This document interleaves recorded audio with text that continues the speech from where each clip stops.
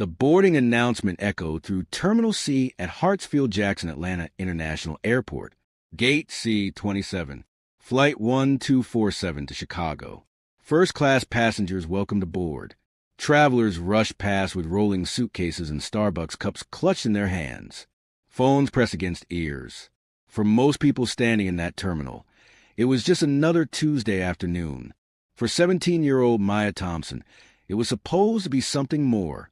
She stood quietly near the back of the first-class line, clutching a slim black backpack against her chest.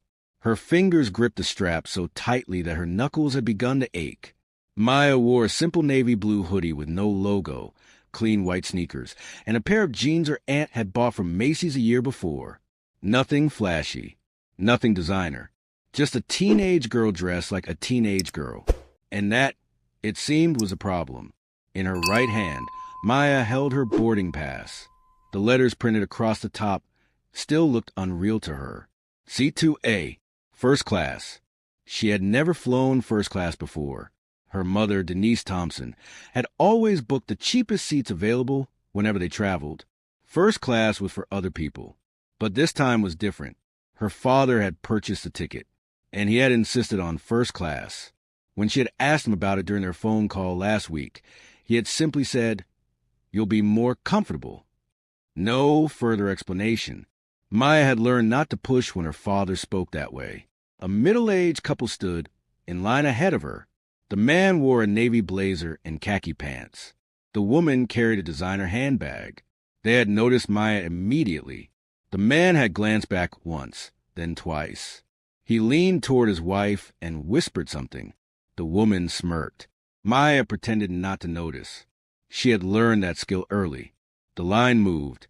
Maya was now just 2 passengers away from the gate desk. The flight attendant standing behind the podium was in her late 40s, with honey blonde hair pulled back in a tight bun. Her name tag read Linda Barrett. Her smile was the kind that airlines train their employees to wear. Professional, polished, completely empty. The couple ahead of Maya stepped forward. Linda scanned their passes without hesitation. "Welcome aboard. Enjoy your flight." Now it was Maya's turn. She stepped forward, boarding pass extended. Linda looked up. Her eyes met Maya's for a brief moment, then traveled downward. They moved across Maya's hoodie, her jeans, her sneakers. They paused on the backpack, then returned to her face. Linda's smile remained in place, but something shifted. "Sweetheart," Linda said, her voice carrying warmth on the surface, but something else underneath. "Economy boarding